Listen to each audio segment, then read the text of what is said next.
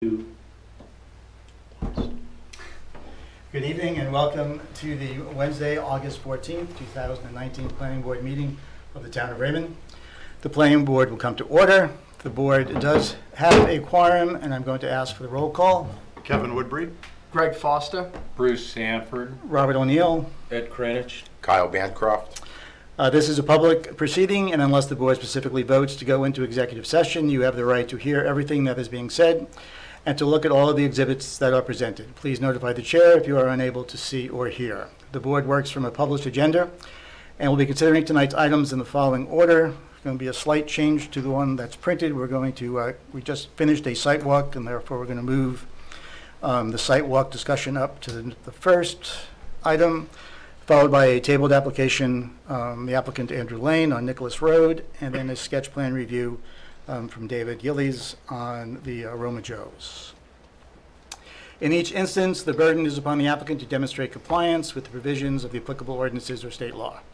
All persons speaking, including representatives of the applicant and members of the public, are asked to stand at the microphone, state their name, address, and affiliation with the application.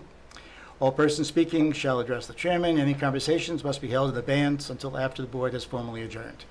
After a board votes on the merits of each application, it will prepare a written notice of decision. Because the notice of decision may substantially affect any appeals rights, and also as a matter of courtesy, the board asks that those attending the meeting with regards to a specific application not leave until the board has completed its discussion. Appeals from adverse decisions must be filed with the Superior Court or as otherwise provided by law within 45 days of this board's decision.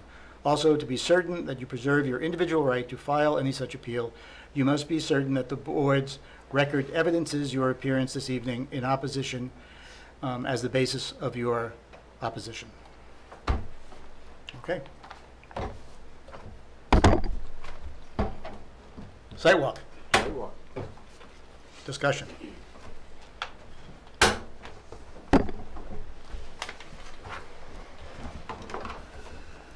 Go ahead, Dustin. I think. Give just a brief introduction. So, Planning Board just conducted a site walk on a proposed roadway construction for a piece of property off of Egypt Road. It's an existing roadway. We were at the last Planning Board meeting discussing the current conditions of the roadway and potential improvements that could be made to bring it in more substantial compliance with the road standards in respect to road grades. Currently the road is approximately 13% grade for the first 300 feet or so coming in off of Egypt Road. And there's kind of an S-curve in the road at that point, and then it steepens up to approximately 17% for the remaining portion. Total length of the road is about 750 feet to the top of the hill. We witnessed today there's currently a single-family residential foundation that's been poured up there. There's a building permit for that. So the applicant is currently building a single residence up at the property currently. And the intent here really is just for future planning to be able to potentially gift up to 3 lots.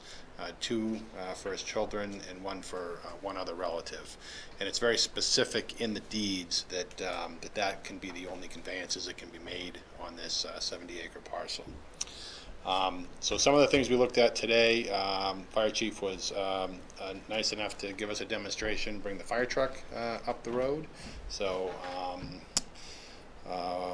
we also talked about the kind of that S-curve area where there's opportunity there where we can widen out the roadway to in excess of 30 feet in width there, which would provide kind of a flatter space to be able to, if coming down the hill, if the steepness was a problem, would have kind of a leveling area around that corner, both in coming down the hill and also climbing. We looked at some test pits that were excavated along the shoulder of the road. Ledge was down about 5 feet below the road, so after we were built up the gravel roadway a couple of feet, we could probably take 2 to 3 feet of elevation off the total length of that roadway. So what that would do is we would propose to basically flatten it out slightly. We could probably get it down to about 15% from the S-curve up to the peak of the road is what we anticipate. So those are kind of the two biggest improvements that we're looking at, is widening out the roadway in that curved section, and then also reducing the steepness of that 17% down to at least 15% coming up. So those are the, I guess, the major things that we looked at, and where we're at in the design right now. Again, we're not proposing a subdivision, and we're not proposing to even split these lots off right now. We're just looking for some guidance from the board before we do a full design of the plans, that they would, because we would be needing a waiver from the road standards for the slope of the road. We wouldn't ask for any other waivers. It would just be that the slope of the road. So that's kind of a recap of what I understand we looked at today. So if anybody else has anything to add, and certainly love to hear your feedback from what you saw. Jim, do you have anything that you want to? We've already discussed it. The maximum allowed slope is 12%, Right. which I think is what we allow for backlot driveways, actually. Mm-hmm. And actually, the Right, public is 8 to 10, I believe. So we're quite a bit excessively steeper, and typically when we do waive those, they're in shorter bursts, shorter distances of that slope, where we hope to get it, make up that grade. This one's a pretty extended, long slope, so I think the important thing is, you know, like we saw today, is the fire department satisfied that it could have adequate access in all seasons to get to the top. And then just from a safety perspective, if we do move some things out there, there are some big drop-offs. So again, safety would be a consideration, where we need guardrails and things like that for public vehicles going in and out of there. So I think it'd behoove you to hear feedback from the fire department on this, whether it's tonight or later, about what they feel is acceptable, or what can be improved, or it's not viable. Dustin, if you were to go ahead and request a waiver, what would be the grounds that you would be requesting the waiver for on? Yep. So basically, in this case, it would be that there really, you know, with it being such a large piece of land, there really is no other reasonable alternative than to what we're proposing. So it's really the only alternative to get from Egypt Road up to the building sites on the property, and that what we would look at is, you know, under what conditions would the board potentially look at allowing this a road of this grade to come into play, and whatever considerations there are for you know, fire protection, for you know, having some of those leveling areas, guardrails, things, so that we can go back and work on those. But if we can identify the specific areas of concern, then, you know, we can go back and engineer the plans and come back in front of you with a full application. Okay. Does the board have any questions before I ask Bruce to specific? Okay. Thanks, Dustin. Bruce, could you give us or some or?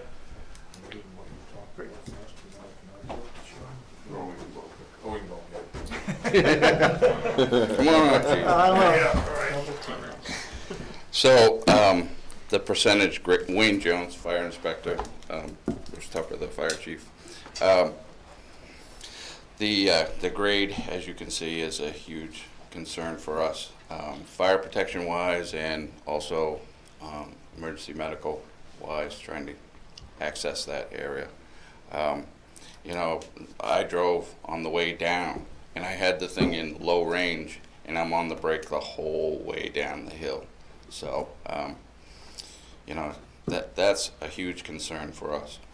Fire protection wise, the last time this was discussed was sprinkling the buildings on this road. That would certainly help.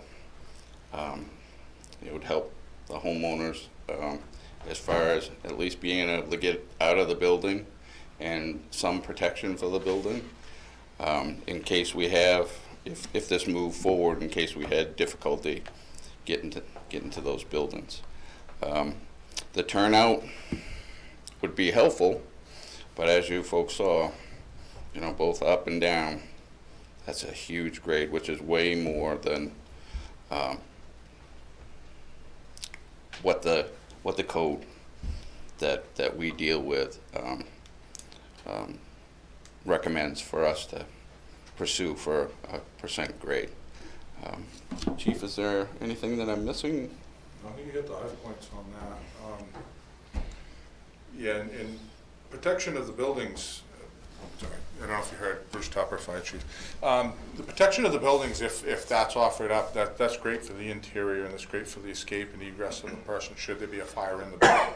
It still doesn't cover the potential of someone being hurt on the property or in the property in the house and the ambulance needing to get in there. Nor does it cover the potential of a fire, an exterior fire in our urban wildland interzone that we live in, where we build houses in the hills and in the woods. The sprinkler is not going to do much to protect the building from burning from the outside in. And the other key thing I think we hit upon tonight is you saw the amount of water that spilled out of the trucks going in there. It's going to be very dangerous for us to leave that property with that amount of water on the road in January. Now let's times that times 2 or 3 if we need that many trucks in there, and that's common if it's a building fire or a woods fire. So we really would be compromised there, and that's assuming that we have a bare road to begin with. When we put in roads like this, what we end up with is a maintenance issue. And I'm not saying that these folks wouldn't maintain it. They may do a wonderful job at it. But in 15 years down the road and they're not living there anymore, how well do they maintain it and do they expect fire rescue protection in there? The precedence that can be set by allowing something like that, that's such a variant, if you will, on our code, could be very dangerous and, if you will, upon the slippery slope. So we just are very concerned with that, and as close as we can get it to the allowable grade or at allowable grade, or if there's anything that can be done to get it there, would be the best bet for this town. Bruce, Kevin suggested, and we talked about whether or not water up at the site would make a difference. Right. Now, water at the site would help us, but it's not going to avoid us bringing water up that hill and spilling it all the way up. What it does do is it helps us, and if it's a reliable water source, it doesn't dry out, which are all things we have to be concerned with. We have to lay a line in and pump, or we have to truck our water. That's our alternative. It would avoid us having to do that and making so many trips in and out of that road, should there be a fire. But then you're relying on, one, drought conditions, the weather, unless you put in tanks, and tanks are a finite amount, such as a 10,000 gallon tank of water, and that's it. So those are all things that we must consider, I guess, if we're looking at this project. Yeah. Certainly. You had mentioned too that regardless whether there's a tank up there, you still would approach it with a full tank. Yeah. So We're the access issue still would be an issue with that load. Yes. And water dripping. Yeah. Absolutely. And today, like I said, dust control was great. It was perfect. But make it December, January, February, March, or even April sometimes, and that becomes a big problem. Okay. Any questions? Is the road going to be paved, or is it going to remain as dirt?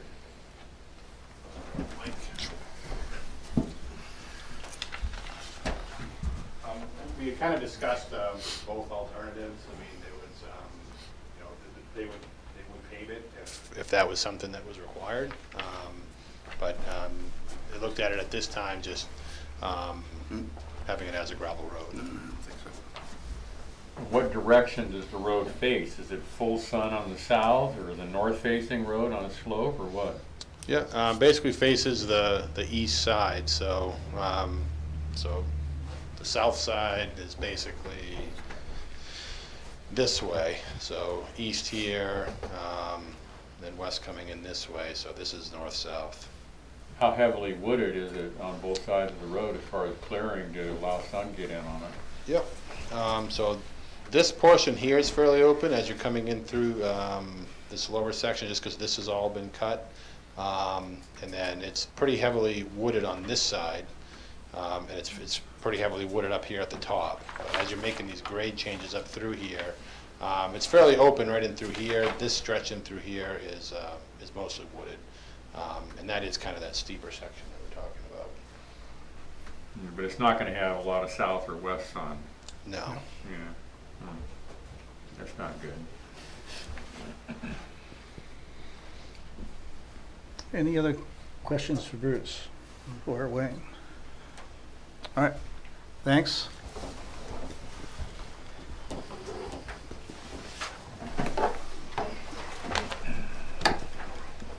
Any comments for anybody? At this point, the applicant is looking for sort of a consensus on whether we would be prone to give you a waiver on the grade of the road, right? Yeah, I mean, basically, we're looking at if, you know, we're not going to be able to get the grade down to 12%. Right. So it's whether or not there's these improvements that we're talking about, whether that would potentially be enough to satisfy the board that this is an acceptable situation, or is there, if not, is there anything short of meeting the standard that you would be satisfied with, and we can decide if there's something that we can accommodate. Just to me, it seems like we're pretty far away from the standard, even with what we propose cutting it to 15%, and it is nearly the entire length of the road that is in excess of the grades that are required.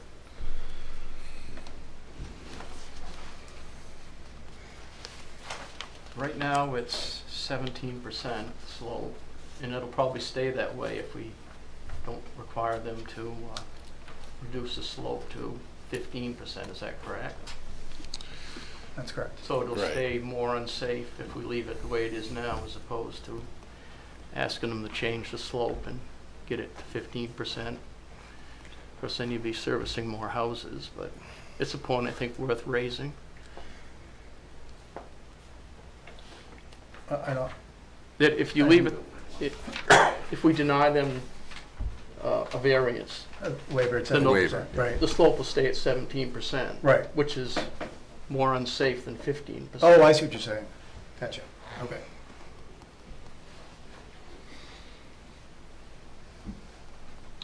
Any other, I guess we would want to look into what was the standard in the past. There's many, Daggett Drive, to name one of them, just down the street, up on 121, where those grades exceed what's allowed in the town. So what did we do in the past to allow those subdivisions to go in with a greater grade? What was the... what was the justification? Yeah, because if we're asking him for a justification... Before my time. Yeah, those were before my time. I've been doing this about 10 years, 15 years. I don't know, Bruce? You've been here a while. We were just discussing that, and Dagger Drive was here before I began, but we're just looking at it, and I'm not sure it exceeds that grade. I think it's really, really close, if not right on. Tarkiln's another one. Yeah, what is, that's gotta And be, Tarkiln Hill, the subdivision portion of it, as it loops up and around from the T, if you will, that's, yeah, from the town road. That's, I believe, right on as well.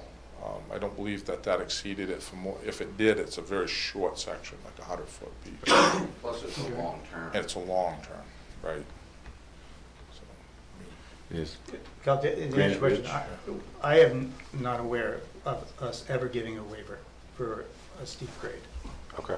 I mean, that's, Yeah, that's except in my time. yeah, Except for very small right, segments very is what. small Yeah, segments. yeah. So I think the alternative is going to be to find a way. You may have to alter some of those lots, but I think cutbacks are the only way it's going to be done. It's going to be very expensive. Mhm. But you know, the waiver criteria is not. You know, I don't know if there's any real particular standard for the waiver criteria other than you got to exasperate all other opportunities. And I don't know if we'd ever bring up expense, but you know, if they were to change that lot, maybe they could do an S curve, you know, S cutbacks all the way up through there, but it would be some immense filling on that easterly side. Yeah, and I think we talked about that. I think even those turns might be too tight, even after Yeah. they were built. So you know, it's just a weird configured lot at this point. You know, if you had more on that westerly side, maybe you could do some on that northerly side, but you're right up against the property line over there to where you'd want to kind of go into that hill. It's It's just a Yeah. difficult site. So I guess what I'm hearing, just for guidance from the board, is that it's going to have to get down closer to the standards of our road standards. Yeah, and I don't want the board to get the 10 to 12%. sense that we're not, it's not like we're not trying to spend money or anything. It's more, we're trying to figure out, is there a way we could do this, because we're still trying to get from A to B, and because Right. we can't lengthen the road out because of all the steep slopes that are around. There certainly is opportunity to kind of flatten the road, but it'll just cause steeper sections beyond it. So we could certainly look to do that, and if we have to blast out sections of ledge to flatten out the road, right at the top there, we could explore all those options. But I know we're not going to be able to get it down to 12% from A to B, just because we only have so much length to deal with. The road would have to be twice as long. Right. So again, we can. So I guess our answer would be then you can certainly work on some sketch designs and come back to us with some various plans that you propose. Okay. I would say that you're probably better off working with Bruce Sure. to see if, in fact, because I think the board, we have always kind of sided with safety and with the fire department. As you should. So I think that probably would be the better. And if you get a plan discussion with him that he kind of, says that may work, then you Sure. can bring it to the board and we can kind of discuss it and go from there. Yep. Does that sound okay with the board? Yeah. Yeah, I also have a comment that I think it would probably be a good idea to get with the manufacturer of the fire truck that would potentially be used up there, and get some type of an engineering opinion of a maximum loaded fire truck and stopping distances involved at different grades, and then try to relate that to the plans you're coming back with, to present us. Well, I think the other issue too is, what is that maximum slope where he starts losing water? Right. And that happened down at 13. That happened down at 13, Yeah. so. I think part of the problem the board has, if we approve something beyond the standard without really adequate backup from you, showing it that it's going to work with different loaded fire trucks and stuff, and the worst happens, the homeowner's going to be coming back against the town and the board because, well, you approved it, and then the fire truck couldn't get up there. That's your fault. Well, that precedent to Bruce's You don't want comment. that. Right. Okay? Yep. All right. So All right. I won't take up any more time tonight. So I appreciate Okay, the the board, feedback. any other? Okay. Thank you.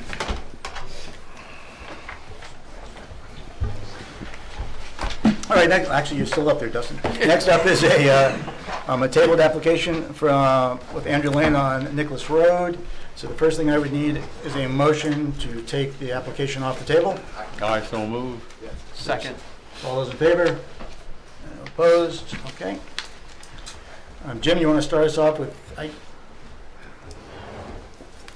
start us off with? Oh, sure, yeah, I thought you were saying I'm sorry, I was going to say something else, but then I said, nah, it's not. As you mentioned, this was tabled at the last hearing. That was a public hearing held on July 10th.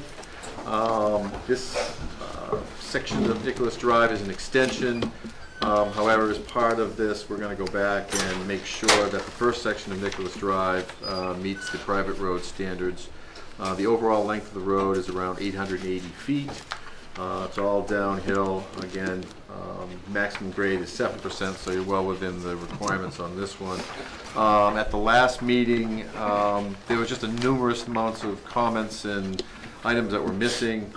Since then, Justin's worked to really narrow this down, and at this time, even with the memo I provided you, we're down to really only a couple of items, because even the ones I've listed here on the back of my memo, 9, there's really only, he may have actually captured all of them. He's added all the necessary notes with regards to the property swap. Obviously, in your packet, you saw that there was a written agreement between Brown and Lane for the swap of property to make sure that Brown has enough adequate frontage on the new section of the private road. A note was added discussing trash removal, street lighting, and mailboxes. A note was added about in the future, if there's any extension of this travelway, it cannot happen unless it receives planning board approval. Note was added that no construction activity or work may be commenced until construction estimates and performance guarantees in full are provided and approved to the town. And we've added the new standard note, which we're going to have on all plans, the sunset provision for expiration of plans. We verified ditch velocities. They've added site distance. The only two conditions that I could find that we just want to make sure are the execution of the homeowners association and that the actual deeded swap of property has been recorded between Brown and Right. Lane. Other than that, they have essentially met all of the conditions and requirements for the private road that I can see at this time. Site distance, Jim? It's on the plan, Dustin. Yep, yeah, it was 700 and, double check, I think it was, It's good site distance. Okay. through there. yeah, we had 670 feet looking left, 860 feet looking right, it's 45 miles an hour. Okay. So, I think what you'd have two conditions, which I mentioned, two formal conditions, which would be the execution of the deed and the proof of the homeowners association. Okay. Other than that, they have essentially, like I said, they've cleaned up a lot of the items that you had from before.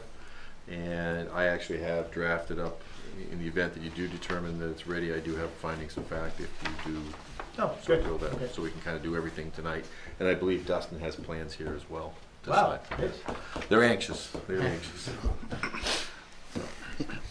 Dustin, do you want to? Sure, no, yeah, I mean, that was a great introduction. I think, Jim and I have kind of worked together over the last couple of weeks to try and complete all the last remaining few punch list items, to get this ready to do the land swap conveyances and get the road association agreement finalized. Those would be kind of just the last two pieces that we would do upon approval of the plan, and we'd get those signed and recorded, and that's not a problem.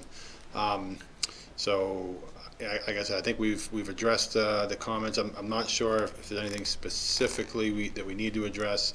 The plan that's in front of you here, there's only a couple of minor changes that are different from what was actually in your packets. We did. Really all we did is we added the site distance here, we added some proposed conditions of approval and sunset notes and things, as Jim had mentioned, and added some notes about the clustered mailbox location. We've also, on this plan,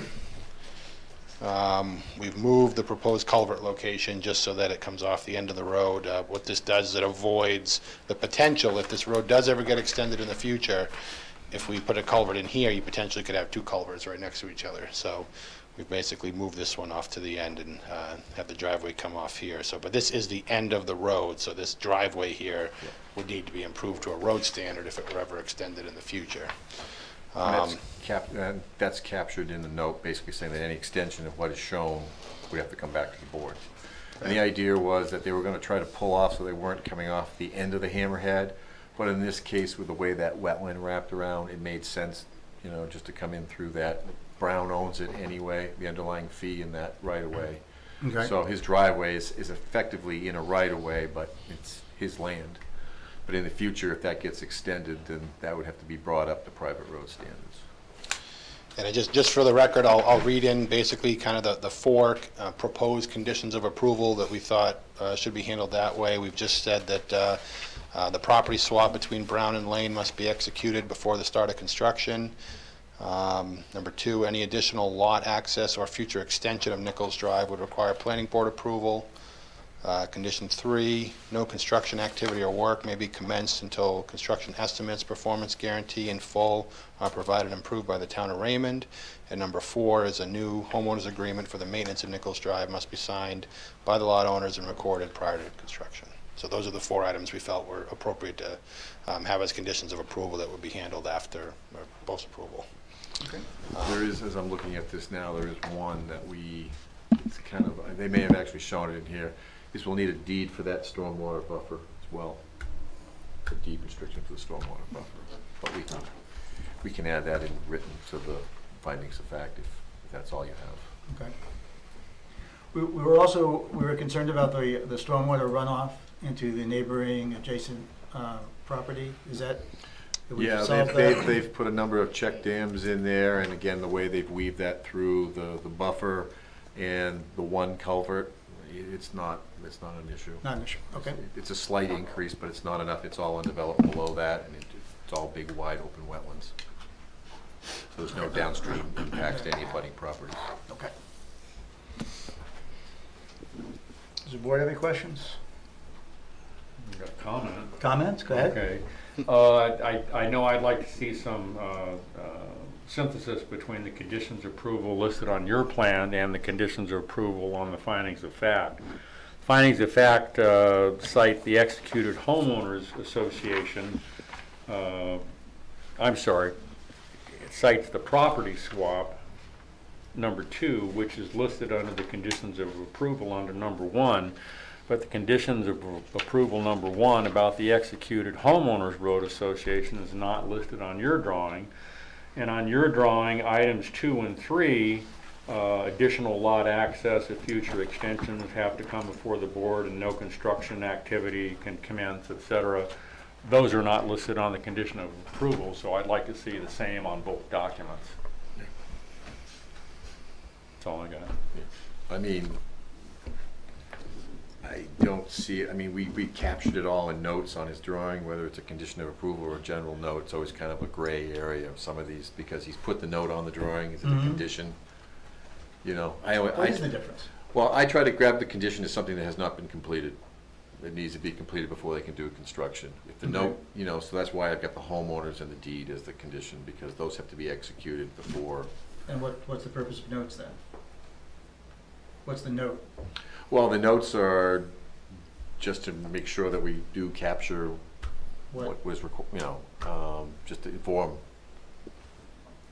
I'm just curious. You know, I mean, It seemed like- we have if the condition's a note and they put the note on there, is it still a condition? Yeah, is it? Yeah, I don't think so. Oh. That's all I'm saying. All right. You know, if think- the condition is to put a note on there and they put the note on there, Right. it's no longer a Okay, condition. condition, right. It's been addressed. Yep.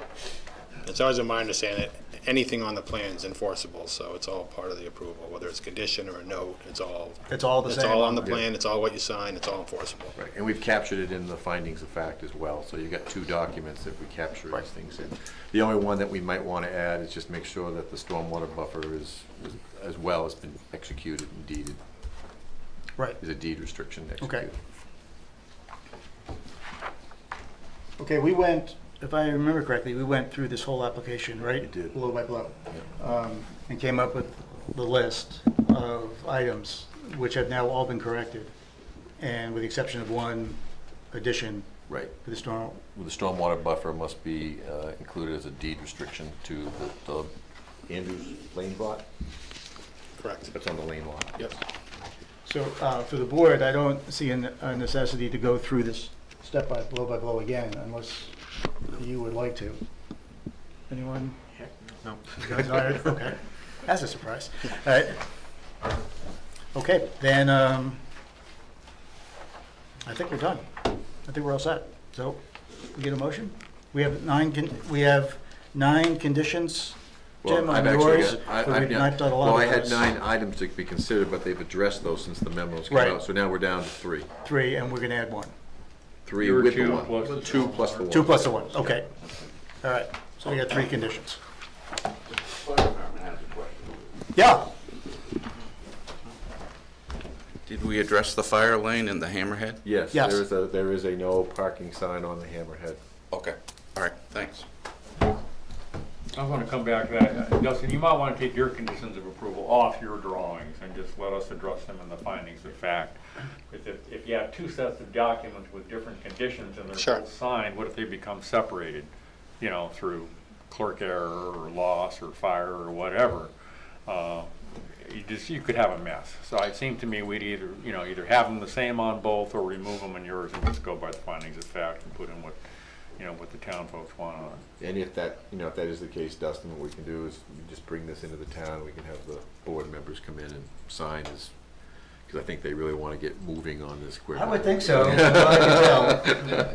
But it doesn't hold them up. The approval's still No. valid. It's Right. just a matter We of got to execution. sign it at the next meeting anyway, or Well, Well, I think it's all set to go. It's all set to go. I mean, we can, if he brings it back in, we can just leave it at the town. You come in as You can do it appropriate. administratively. Right. Yeah, that's fine. Yeah. Yeah. Yeah, and that's fine with us, and what Jim and I talked about today, we just wanted to make sure it it wasn't going to delay it a month because of signatures. As long as we could get through tonight, then we would just provide the Mylars. And we have some with us tonight, but if they need an edit or two, we can make those edits, drop them off at Town Hall. And that will not hold you up. You'll be fine. Yeah, they still have to get their bond, Yeah. they have to get Right. an estimate and all that. So there's still some legwork on their end to Yeah. do, Yeah. but, Okay. but they're gonna be, they'll be a week or two and not a month.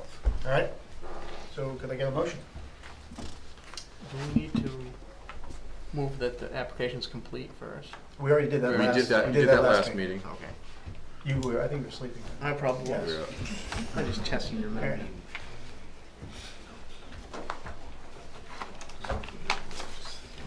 Does anyone want to give it a shot? Well, I'll move for approval with the conditions on the findings of fact, adding the condition of the runoff. Right. So the motion will then be to approve the Andrew Lane. Not Andrew Lane, nice try, Nope. Nicholas Drive. Nicholas Drive, Andrew Lane applicants. With 3 conditions of approval. Yes. Is there a second? I'll second that. And all those in favor? And opposed? Nothing is passed. Sorry, Andrew. Thank you.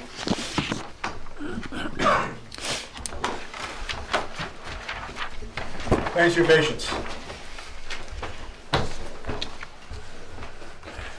All right, our last item is a sketch plan review for the Aroma Joe.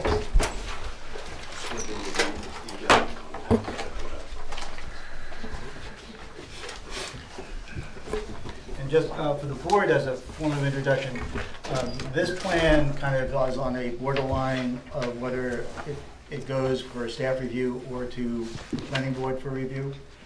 It does actually meet, by definition, all the criteria for a staff review and does not need to come to a planning board. But there are some, the staff always has a option sending to the planning board. Jim and I talked about this back and forth, and we thought it would be best if at least the sketch plan review came to the planning board, and we would have a discussion on it. And if in fact we felt that it was, our concerns as far as the town goes were met, we could pass it back to the staff to then execute it from there. Or we could go through a regular application process with the board. So as we're listening to the discussion here, you can kind of keep that in the back of your mind and decide which way we'd like to proceed. That's it? That's it? Is it? Okay. To your point, this is located at 1256 Roosevelt Trail. It's a relatively small lot, only 0.4 acres in size, and it's kind of wedged between old Route 302 and current 302. It's a narrow lot, as you can see by the drawing over there.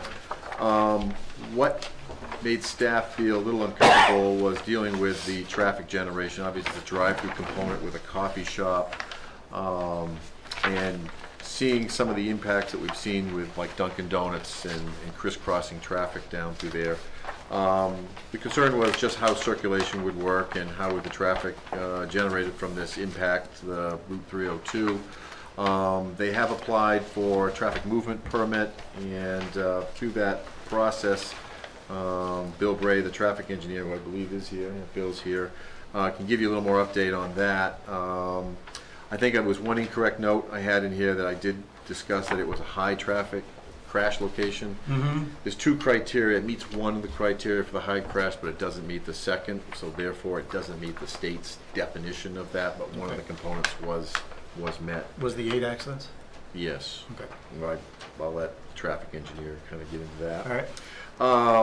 But to your point, we thought, given the impacts that we've seen from some of the new development on 302 and that this is a drive-through component, at least initially it should come to the board to be discussed. And then after looking at it, and I know they'll describe a little bit more, the issue is really going to be from the entrance to how this wraps around the building and the circulation. I don't think the traffic on 302s is as big an issue now looking at this. I think your concern may be just the internal access, and and they can describe the turning radiuses and the spaces that they've left to make sure there's adequate turning radiuses. I think we see with all coffee shops and donut shops that there's always an issue with, you know, circulation. Yep. And they're tight, they're all tight, but are they safe and do they meet the standard? So I think that's the real gist of this whole application. I think they do have one other item, which I don't know if Scott had a chance to chime in on this. There is public water available in 302 down through here, but with the recent improvement to the surface, now there's a moratorium in place. 4 years? 5. 5 years? So they're going to have to drill a well, most likely on site, to get their public for their use. I don't know with a business or go through the stage as far as, because it goes through state DHSS as far as the water quality for public consumption or something like that. So that would be on them, I think. But the only other way they could get across would be to bore, and that would be a huge expenditure on their part for such a small use. The building itself is relatively small. I think it's just over 800 square feet. Is that correct? Less than. Less than, yeah. So it's a relatively, so that component is why it would go to staff level, because we base it off structure size. So it's well underneath the structure size for staff review. And I don't think Scott and I have any qualms about reviewing it. It's just that, you know, again, we didn't want to do something and then later on we had an issue with traffic and the board was not involved. So that's where we're at. So with that, I'll let Ms. St. Clair make your presentation. Thank you, Mr. Chairman. You're welcome. My name is Nancy St. Clair. I'm with St. Clair Associates, and I have a large contingent here with me tonight, so I just wanted to briefly introduce folks. The couple sitting in the second row is Deke and Jen Gillies. They're the applicants of Gillies Grounds, LLC. In the next row is my husband, David, and my future son-in-law, Nat, who both work with me.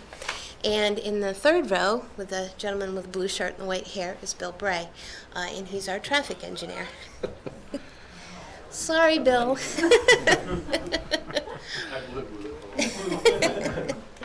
So we do want to speak to you folks about traffic. Bill has a presentation prepared for you folks, but I thought I'd take just a moment. Although Jim has given quite a good introduction to the project, I just wanted to give you folks a little bit of an overview as to where we are and what the process is moving forward.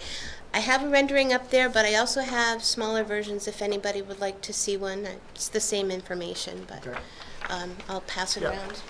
That would be fine. So, as Jim mentioned, the site's located at 1256 Roosevelt Trail. It is a 0.4 acre site, and the proposed building is 791 square feet. It's a drive-through coffee shop. There's no internal seating. There's no customer areas within the building. So it is a small site. It is a small project, and absent of traffic, we would be working with Jim and Scott at a staff level review. But because we do have a coffee shop use, it does trigger a traffic movement permit from the Department of Transportation. We have filed our application with the DOT for a scoping meeting request, and Bill will get into the details of that as part of his presentation. So we're here tonight before you folks to discuss that traffic aspect, to show you just a brief introduction of the site and get your feedback as to whether you're comfortable moving forward with this as a staff level review, or whether, despite the size, you want to review it as a full member of the board. So the site is located in the commercial district. There is a small portion of the property on the far back side that's in the LRR2. We're not proposing to do anything there. We are more than the 600 feet away from any water body in that, but we do have the LRR2 zoning requirement. The proposed impervious area on the site is less than 10,000 square feet. That's one of the other criteria for a staff level review. We're about 7,800 square feet, and that does include the impervious area within the what's called the old 302 right-of-way. So if you look at the plans, you'll see that there's sort of a triangular area between the current and active portion of Route 302 and what is still held by DOT as part of their old right-of-way. It actually sort of made an arc shape and went down through there and came out a little bit further down, closer to Wyndham. So that whole section got realigned, and in some areas landowners have purchased to the active current right-of-way. In this case, that was not conveyed to the owner or the abutter to the right-of-way, so that's still held by DOT. That area is shared access with this site, and as you look at that rendering, you can also see that there's a driveway, there's a residence further back behind the property, and then it connects to the abutting property, which is the gun shop. And the gun shop actually is one of those properties that actually acquired out to the right-of-way. So they also have a second access right onto the active portion of 302. So it kind of makes a loop in that area. So the traffic movement permit process requires a scoping meeting to begin the process. We've had some correspondence with DOT, and that is in the works, and Bill will discuss that a little bit later. But all of the access, the circulation into and out of 302 is part of what is discussed in that scoping meeting process. Jim alluded to questions about internal circulation on the site. As you can see, we have a one-way circulation pattern through the site. I wanted to point out the rendering. You'll see these boxes which appear to be vehicles. They are extra large, if you will. Those are 25 feet long. The reason for that is the stacking distance is measured based on a 25-foot separation distance. So an actual vehicle is more on the order of 18 feet. So that is a little bit different, if you will, than seeing what an actual vehicle might be. But we wanted to show that on there to give you an example of the stacking options that are available, if you will.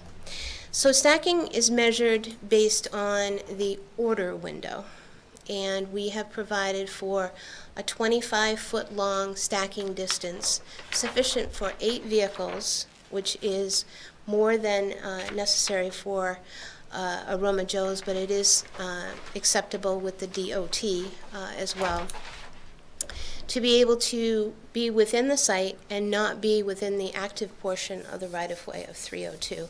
There's actually 9 vehicles shown on there if you counted. Yeah. The 9th one is actually at the pickup window, but our calculations for stacking are only from the order window. So that does meet the criteria for that. So we're here tonight to talk more about the site plan aspects, if you folks have any questions on that. But at this point, I think I'd like to turn it over to Bill, who will talk to you a little bit about the traffic, and then we can circle back if you have any other questions. Could you first tell us, and I may have missed it, where exactly, using this drawing you gave us, where exactly is the structure going to be located? That is the existing conditions plan. Right. So if you go to the next page, the perimeter of the site is right there, and that's where the building will be located. So the building is going to be actually closer to 302 than the existing house right now? Not much, but a little bit. But a little bit, okay. Yes, yes. So it's kind of Yeah. right in like that. Okay, thank you. Okay.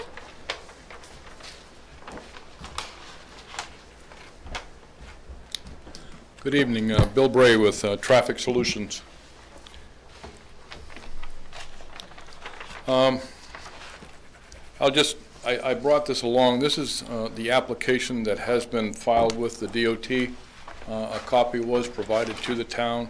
We have sent out notices to all the abutters, and there has been a notice of intent to file placed in the local newspaper as well.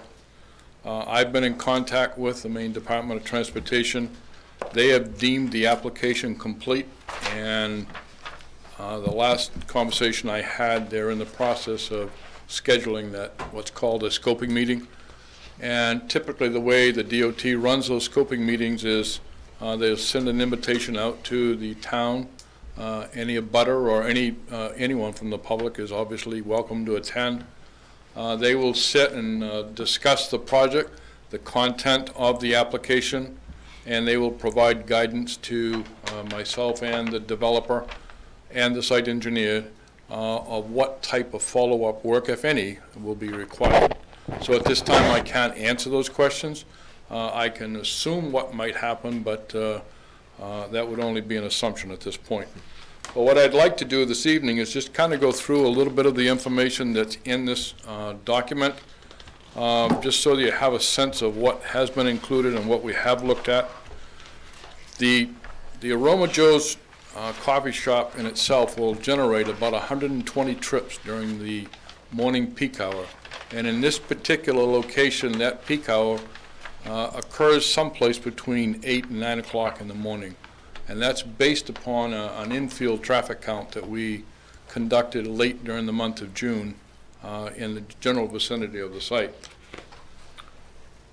As Nancy indicated, any project that generates more than 100 trips during any peak hour time period of a day must file for and receive a traffic movement permit from the Department of Transportation.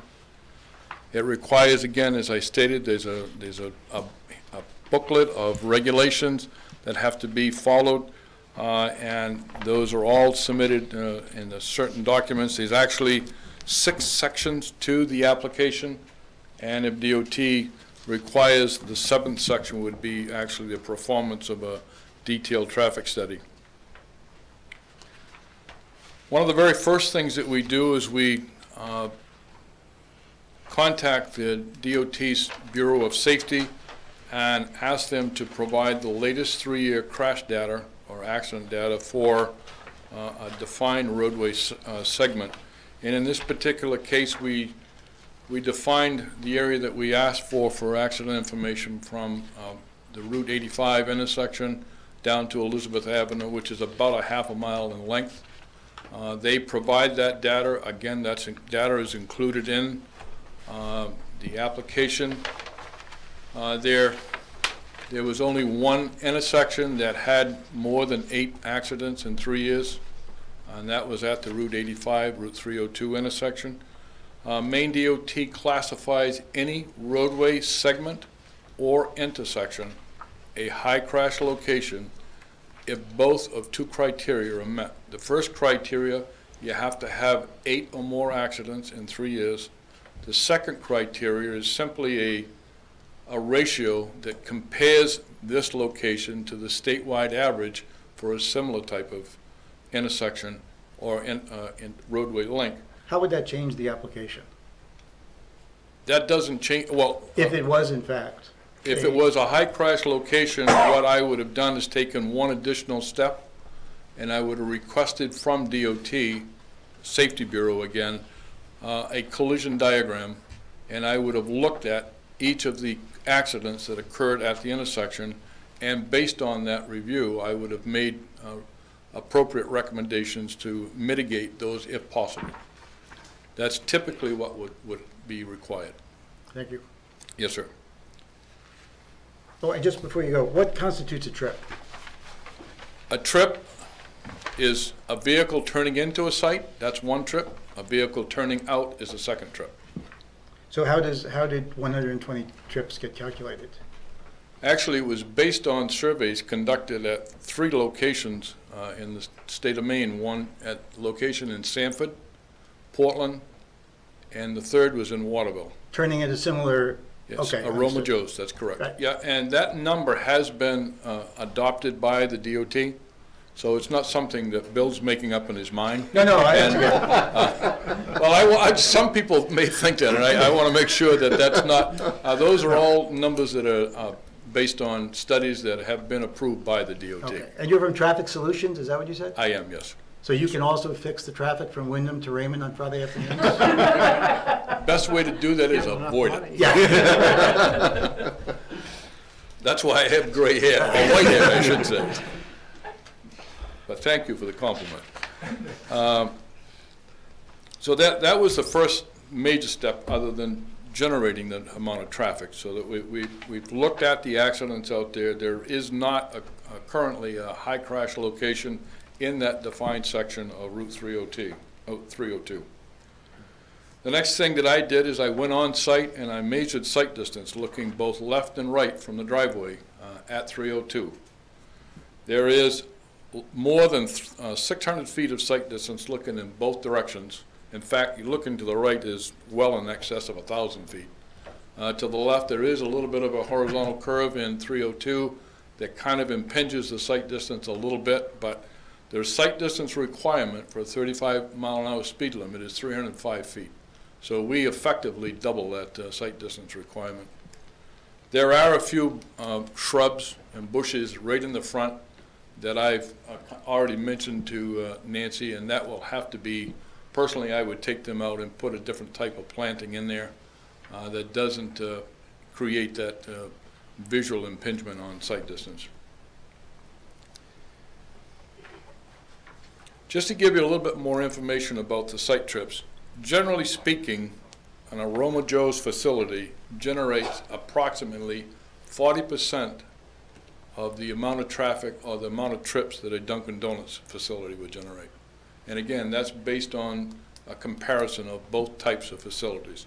And frankly, I've done numerous applications for both Aroma Joe's and Dunkin' Donuts, so that it's just based on information that's readily available. The majority of the traffic that's generated by an Aroma Joe's or a Dunkin' Donuts or any type of a coffee facility is traffic that's already on the roadway, and they're just finding their location to buy their cup of coffee. And that's called a pass-by trip.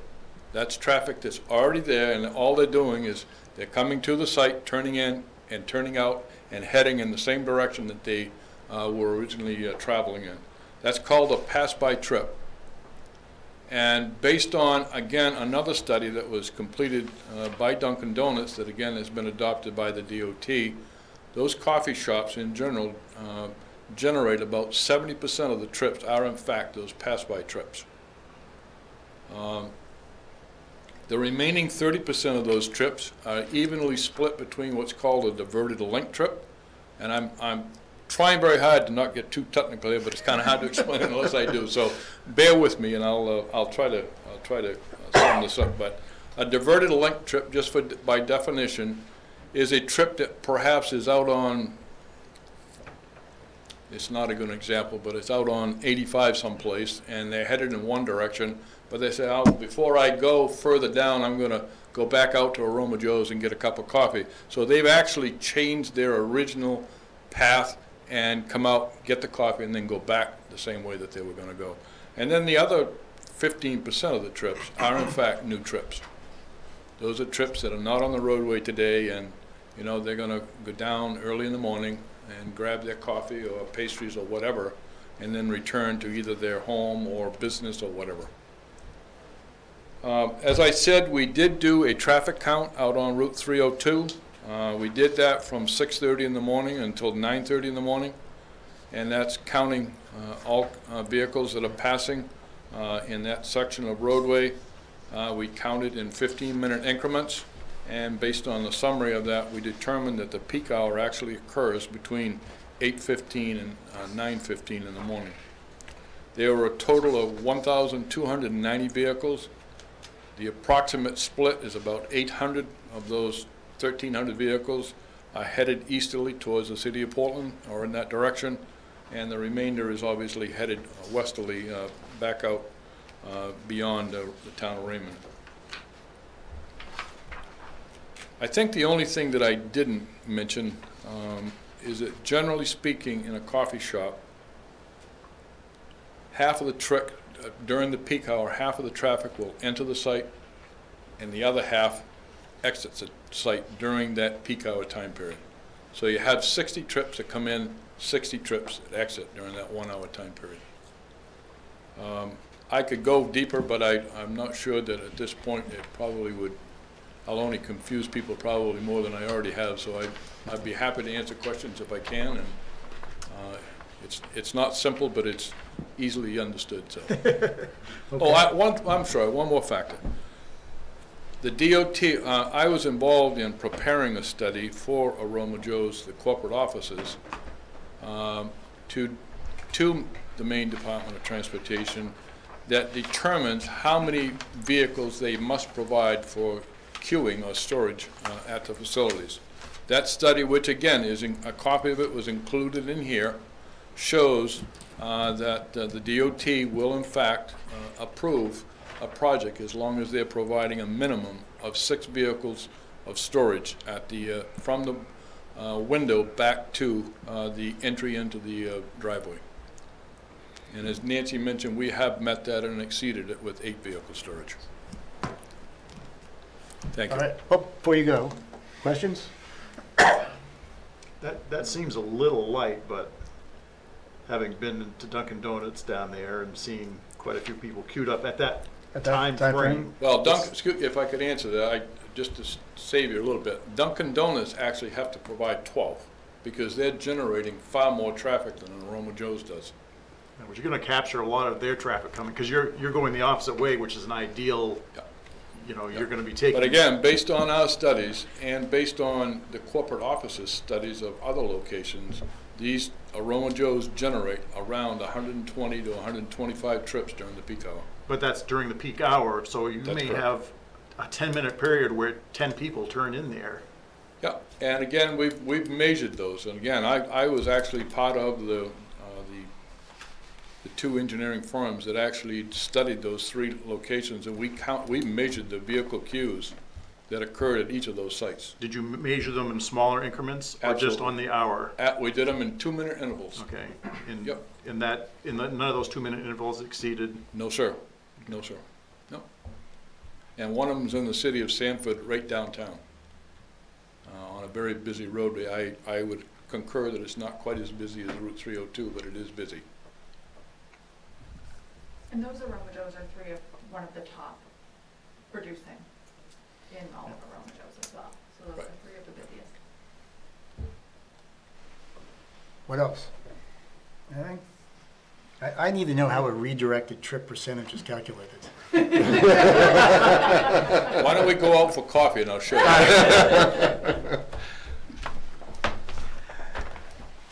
Any other thing? We're good with the traffic?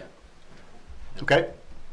All right, I guess we don't have any questions. All right, I'll sit over here. Thanks. Did you want to say something?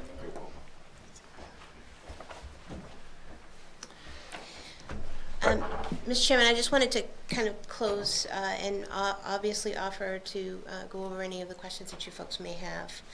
We did receive Jim's memo, sort of outlining some ideas and thoughts on, I assume it's probably his and Scott's initial review of the plan information that we submitted. We'd be happy to go over that with you folks if you'd like to do that. I did want to follow up a little bit on Jim's comment on water. And also the comment with regard to the septic system.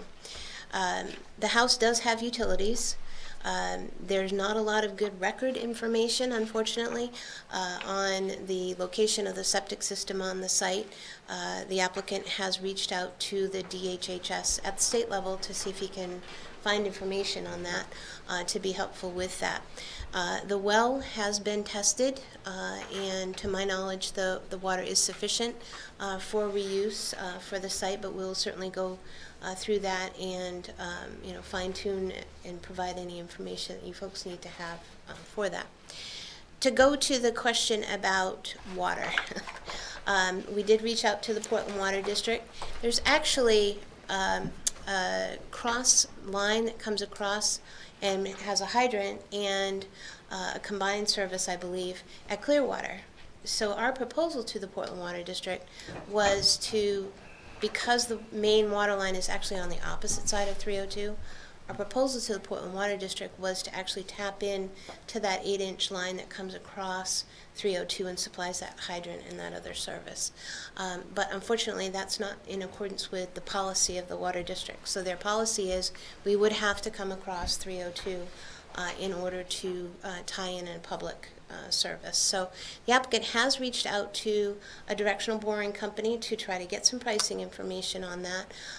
But as Jim alluded, it is a very costly adventure, and we were very hopeful that we could have tied in a logical fashion to the 8-inch that does cross, but that did not happen. So we are proposing to use the well. The well has been tested, and we'll provide documentation for you folks on that as well. Okay. Questions? Yeah, I have a question about the site plan showing where the traffic queuing. It appears that you're utilizing beyond your property line with both your parking spaces and what you've designated for queuing. That is the area that is the old section of Route 302, if you will. Right. The state owns that still, right? That is correct. And at the onset, we reached out to the state because that area is actually, if you look at the existing pavement now, that's actually used for parking in front of that house now. And DOT's response to us was that that's okay with them as long as we're not out into the active travel way for Route 302. So they're going to allow you to use it and put Yep. curbs there. And would you, I didn't really look at the site yet, but would you be repaving that area in there? We would be, Jim had actually commented on that as well. There's existing paving in a portion of that where that parking is in front of the house. We would be expanding the pavement beyond that, and as Jim had recommended, we would take a look at that existing pavement, whether it just needs a surface coat or whether there'd be more work that would need to be done in that pavement section. Okay, and your traffic for your site is not going to interfere with any other users of the old Route 302? We don't anticipate that. That triangular wedge where the existing, where we show our curb cut is the existing access to Route 302. So we are proposing to utilize that, no change in the curb cut. That access provides an entrance to that driveway that goes to the house to the rear, and it connects. The driveway is on the left? That is correct. The existing gravel driveway? Yep. So that goes to the house that's to the rear. And then if you look on that same drawing, you'll see that there's an extension that kind of goes off to the left that's a little bit closer to 302. That connects to the gun shop. But the gun shop also has its own curb cut and access onto Route 302. So it's just sort of an interconnection that happens there. The applicants have already reached out to both the owners of the gun shop and the resident in the house behind to talk about access, to talk about winter maintenance, to talk about those types of things. The gun shop owner actually maintains the driveway and to go back to the house. They plow the driveway for that. The applicants have a contract that they have a requirement that their site has to be plowed and maintained and open and accessible very early in the morning during a storm. So you would be plowing all this shaded area? That is correct, yeah. And so collaboratively, the gun shop owner was very supportive of working collaboratively with the applicants to have everything open and clear. He can walk and get his coffee now. And not get killed crossing the street, right? Mr. Chair, I had a question with regards to those two spaces in the front. Sure. This is in the commercial district, and if you remember correctly back, I think 3 or 4 years ago, we revised our ordinance to allow some wiggle room for existing sites and parking in the front yard. I think it came up with the shopping center, actually. Right. This one's a little weird because it's the other ones were just in the front setback. This one is way over the property line. Way over. So I don't know. I'd have to look to see what the criteria would be, but my guess in minimal would have to be some kind of waiver from the board, because Scott and I can't grant waivers. So going to that point, though, back to Nancy, is would this be used for, where would deliveries come in, and what kind of deliveries would go to the coffee shop? The deliveries come in that circular route. It's typically done on the off hours. The applicant kind of controls that schedule for that, and Dee can talk specifically about it if you have further questions. Typically Cisco once a week, depending on the size of our lot. Excuse me, you can't. And would you introduce yourself too, please? Yep, Deke Gillies, 33 Plummer Drive, is my address. That typically we get deliveries once a week by a larger truck. Depending on the size of the lot, they either take the 30-footer or the 54-footer.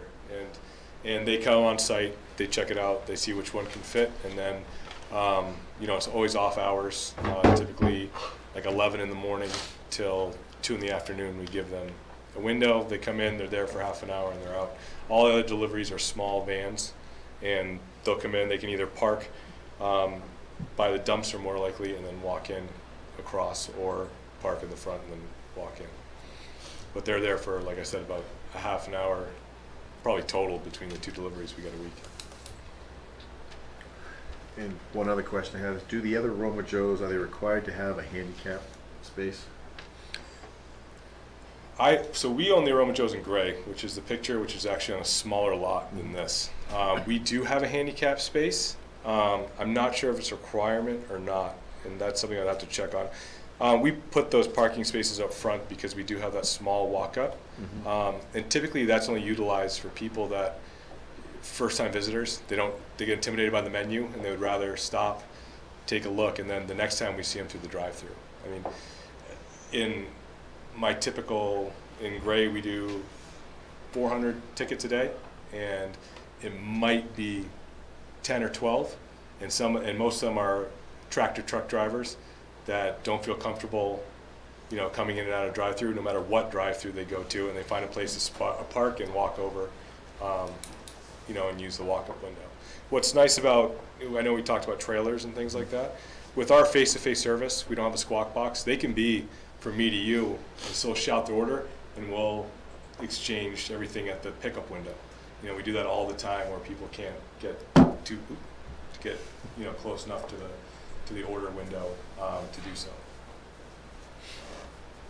So the turning radius that you're showing is basically only for a vehicle? No, it's larger, but depending on who's driving the vehicle. Yeah. We have people that are not comfortable with making those turns, you know, or not used to having a trailer on the right. back. Do you have any questions? Just a couple of questions. Signage, how does, what are you proposing? Yeah, the DOT allowed us to use their right-of-way for the signage, just like the parking space. Right now, it appears that the old 302 is part of that property, and they've said that we have access to that and to use the parking, to use everything. Would there be some kind of written deed or some kind of written permission that would allow you to do that? I mean, the reason is we have had applicants before where we've had them move the signs back out of the 302 area. Yep. So now I'm leery of saying you're going to put a sign in the 302 area. The applicant had actually reached out to DOT to actually acquire the property. And they're not against it, but they had a concern that because there was the residence behind, that they didn't want to convey that and eliminate the opportunity to have that residence have access. So it's a usable area, if you will, but the DOT was not inclined at our initial contact with them to convey that land to us. The property that's behind there actually does have frontage on Route 302. It sort of wraps around the back of this piece. But for whatever reason, the DOT's position was that although they had done it to the property directly adjacent to us, they did not want to convey it to us on that. Okay, but so we did ask about signage for that, and they were comfortable because it was far enough back. It wasn't, you know, within an obstruction area that would cause a problem with their active right-of-way. I think we would probably want to see something in writing. And a design plan. Yeah. Well, this is the other piece I was just going to get to. Because this is in the commercial district, it has to go through the design guidelines. Right. So the signs and the building and everything would have to be in compliance or as close to those as possible. I know we've had opinions about those design guidelines. There are some pretty specific, you know, sign formats that they like to see. And I don't think Aroma Joe's has a big, you know, huge sign either. I think they're really relatively small profile, right? The signage actually, I believe in the elevations, you'll see the building mounted signage is right on that. It's And probably the other the question is fourth lighting? plan. Lighting is typically just soffit lighting. We would look at, if we added a security light at the rear, it would be just one sort of in the back parking area, that's it. But typically it's handled soffit and it's residential scale. The low Correct. wattage shut Correct. down? Yep. Okay. Yep. Well, yeah, but this sign is on the building. That's correct. Oh, is that what you're planning, is a sign on the building? There's a building mounted signage, but there is a freestanding sign. Right, the freestanding sign is the one I'm interested in. Okay. Not the one I'm Yep, yep. How about storm runoff? Stormwater runoff, it's an A soil, highly absorbent. We talked to Jim a little bit about sort of looking, given the scale of the project, we don't necessarily trigger Correct anything. sheet floor toward the rear. Yes, there's about, right now, from where the house sits to the low point on the back of the property is about 4 feet of grade change, so we're not dealing certainly with steep grades. But in doing that, looking at sort of BMPs that might help to treat runoff, to address, coming off the paved areas. Combinations could probably be, I'd like to look at a meadow buffer along the back because we have such a large piece on the back of the property that's not going to be used, so that's one of the options, and that from a phosphorus point standpoint, that's one that could earn points for that. We already do have points because of the small size of the building. Roof drip line BMPs is another option. I just want to look at elevations to make sure we can get that because that's an underground situation, and then perhaps a rain garden. Not all of those, but perhaps a combination of one or two in order to comply with the standards for that. Very little runoff leaving the site now because it's an A soil. Depth to groundwater in that area is over 80 inches according, it's a Hinkley soil, so it's quite an absorbent soil. So that's based on the medium intensity soil Going back to mapping. the sign thing real quick, if you want to have left and turn egress on the Roosevelt Trail, I don't know how you would incorporate a lane turn sign, right and a left, because in the winter, any stripes on the road are going to get covered up.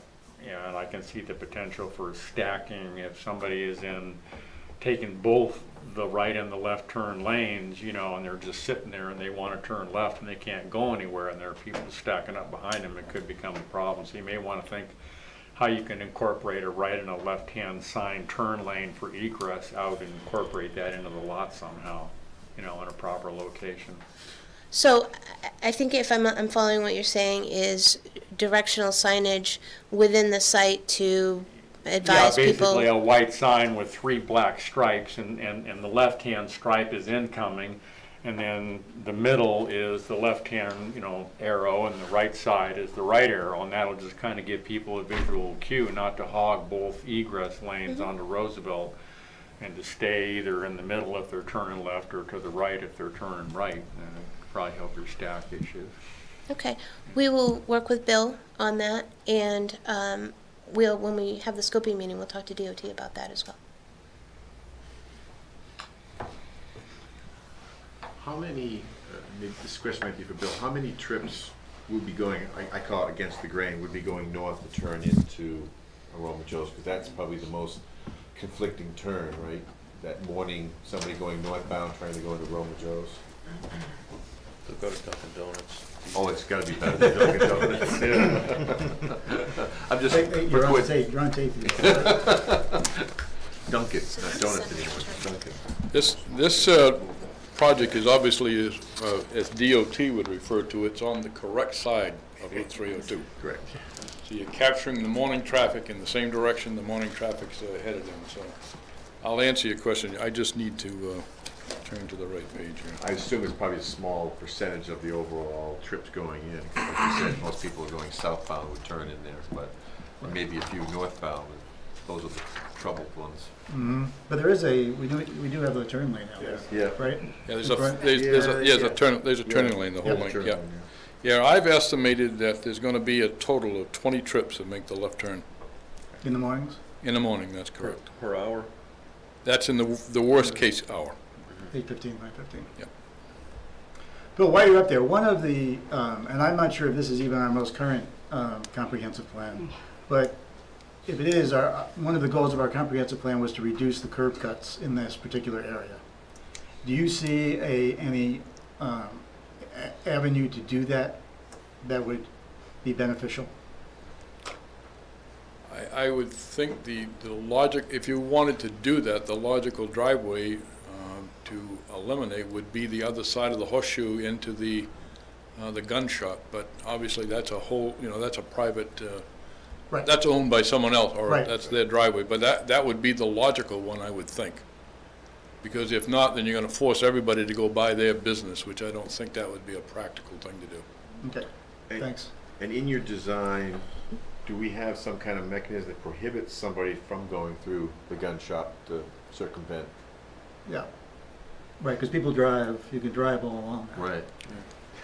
They want to go southbound and it's backed up. Can somebody cut I'm through? not personally, I've been around for a little while here, so I'm not really sure of what you could do. You could put a sign up, right? Yeah. But if somebody really truly wants to do it, they're going to do it whether there's a sign there or not. You could we block it though? Well, you could, but that would require, I would think, yeah, the abutting property owner's agreement. Right.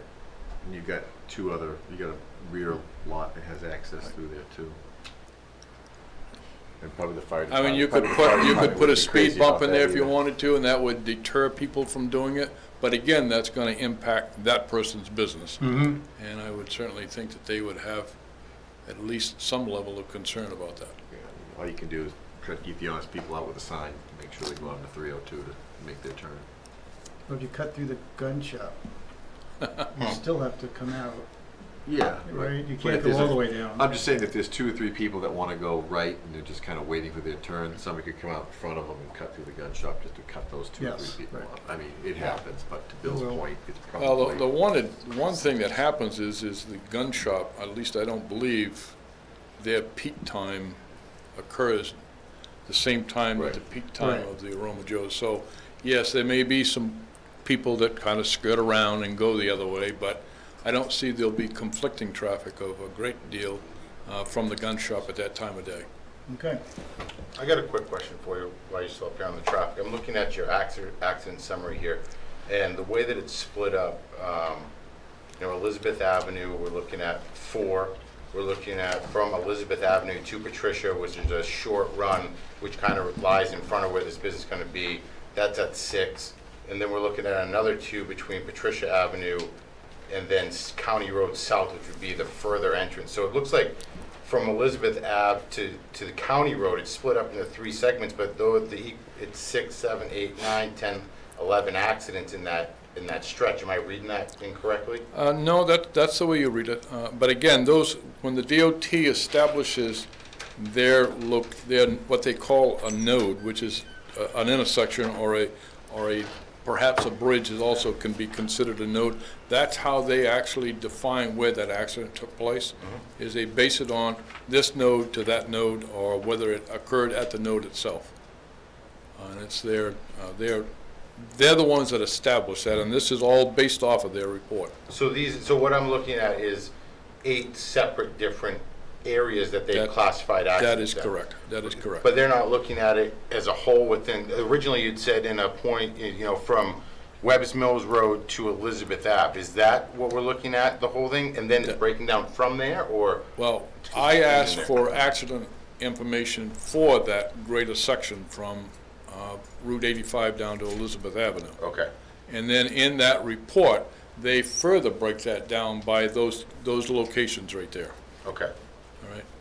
And that's the way those locations are individual, and their criteria applies to each of the locations independently, not as a whole. Yeah, my concern is just here from Elizabeth Avenue and Patricia Ave, there's a very short run in between there, and that puts the coffee shop essentially somewhere in the middle of those 2, and those 2 areas you're at 10 according to the numbers here. Well, what I could do, and I have no problem of doing that if it would assist here with the understanding, is I can actually ask DOT to provide me what's called a collision diagram for that greater area. And they can map out exactly, well, they can map out the general location where those accidents happen. Sure. And what type they are. Right. So if you wanted that, I would certainly be I think that would be willing to helpful, just so provide we could see further exactly, Where- because that's a short span for 10 accidents to happen. So, and if we're gonna be adding more traffic into that, I think we should probably see what the effect of that is. Because I know, being on the fire department, I've responded to numerous calls on that stretch going through town. I'm sure Wayne can attest to that. I mean, it gets busy, and that's a year-round busy. I mean, we're constantly down there for something. So I would like to see a little bit more just on that area, if you could get a further breakdown. No, that's Okay. not a problem at all. Be happy to do that. Any other questions for Bill like that? I can't run anymore, so I'll Yeah. walk.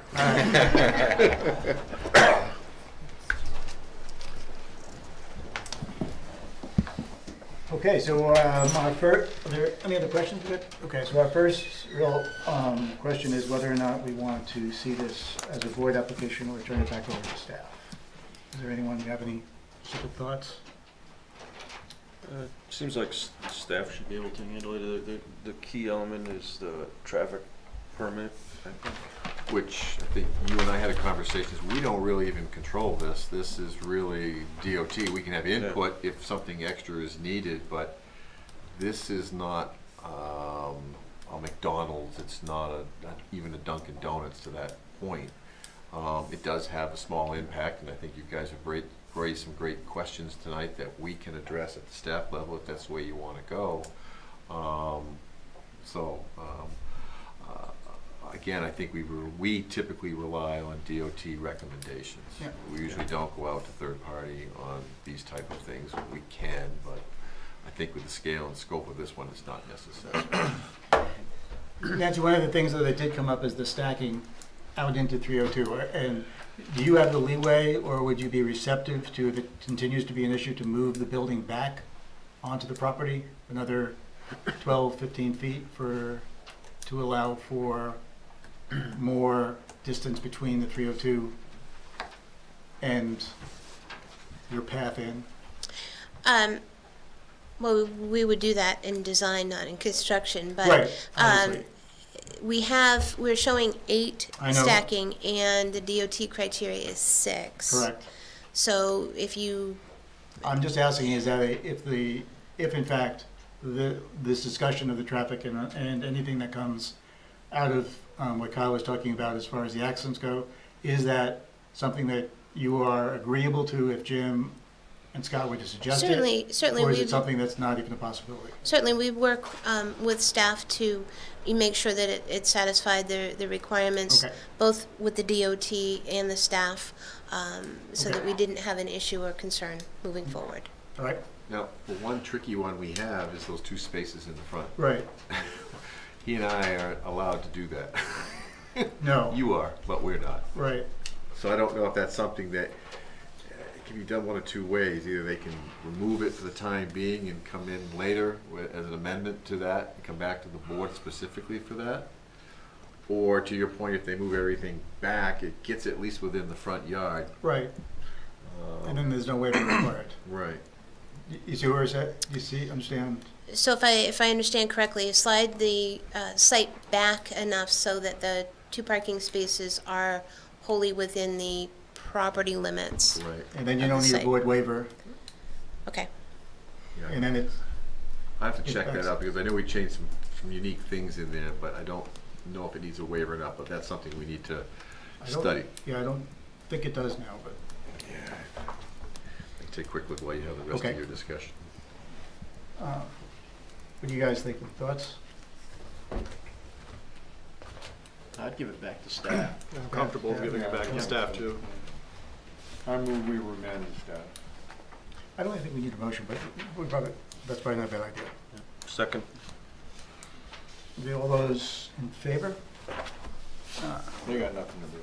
Yeah. Okay, so we'll proceed, you can proceed with the staff review. Thank you very much. And I think we probably should add the caveat to that, as long as there is no waiver required.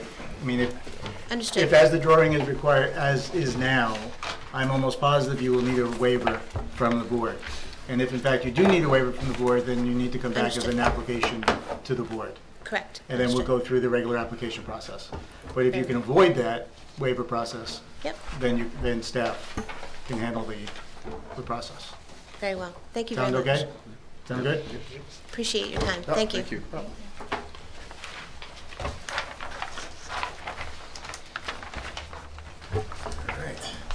And Nancy, just for your, it's under the performance standards for parking areas. There's some things in there for the commercial district, so I'll take a look you and at I'll it. take a look at that. Absolutely.